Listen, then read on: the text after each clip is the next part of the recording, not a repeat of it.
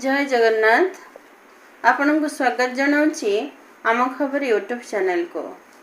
आज देखिबा पतित पावन बाना और नीलचक्र महत्व और गरिमा। भिडियोटी आरंभ करने पूर्व जदि मो चैनल रे नुआ अछंती तेबे सब्सक्राइब करी मो चैनल रे आसुथिबा नुआ नुआ वीडियो देखंतु एवं भिडियोटी भल लागिले लाइक करने सहित शेयर करंतु। श्री जगन्नाथ भक्त जितेबले बड़दाण्ड रे पहुँची ताकू दिशी जाए श्रीमंदिर रे फरफर हो उड़ुथिबा बाना और नीलचक्र। स्वतः तार हाथ से नीलचक्र उद्देश्य रे प्रणिपात मुद्रा रे उठी जाए और से तीन ठाकुर को गुहारी करे मनीष जन्मरू ताकू उद्धार करिबा पाई। श्री जगन्नाथ अपार महिमा परी पतित पावन बाना और नीलचक्र महत्व और गरिमा भी अपार। दारु देवता श्री जगन्नाथ को नहीं प्राचीन कालरू किति जे रोचक कथा और किंवदंती रही तार अंत नहीं।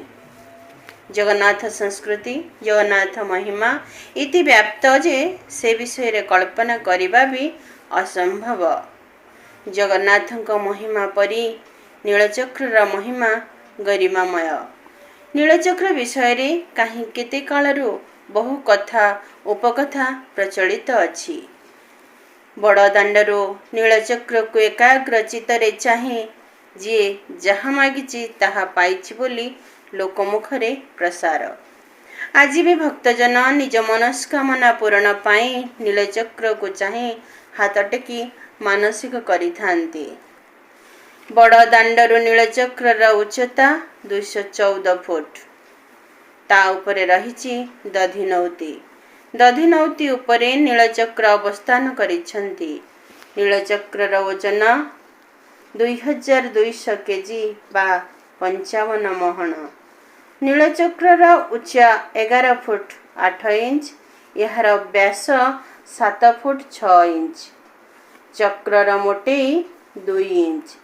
चक्र ओसार 9 इंच। केन्द्र स्थलर वृत्त क्षेत्रर व्यास 2 फुट 2.5 इंच।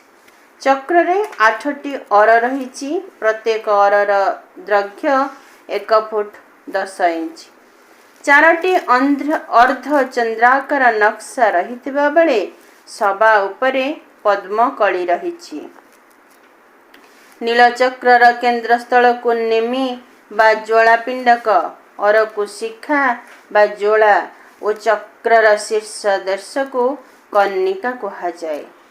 नीलचक्र प्रत्यह रंग परिवर्तन करिथांती। प्रातः काल रे यह श्वेत वर्ण देखा जाउथिबा बेले सूर्यताप वृद्धि हेले यह क्रमशः नीलवर्ण होई जांती। तेणु भक्त माने यह को नीलचक्र बोली कहिथांती। नीलचक्र शीर्ष देश रे पतित पावन बाना रही अछि। यह धला नील और नाली रंगर। पताकार मध्य भागरे अर्धचंद्र और सूर्यंकर चित्र रही थाए। एतद् व्यतीत विभिन्न पर्वपर्वाणी दिन रे मानसिक धारी माने नीलचक्र रे बाना बांधि थांती। एही बानार लंब 14 हाथ होई थाए।